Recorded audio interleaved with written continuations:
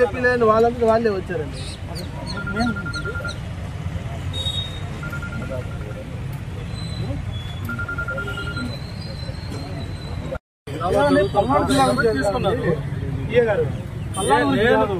ఎక్కడో ఒకటే ఇప్పుడు అధికారులు అన్నారు అక్కడి నుంచి ఎందుకు పంపించారు అంటారు. కేవలం పొలిటికల్ లో ఇప్పుడు అధికారులు పల్లాడదాకా పోతామంటారు, పల్లాడదాకా అంటారు.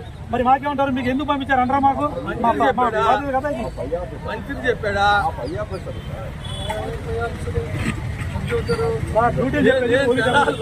నేను జనాల్లో నేను బయటకు వెళ్ళొద్దు ఎవరు చెబుతారు?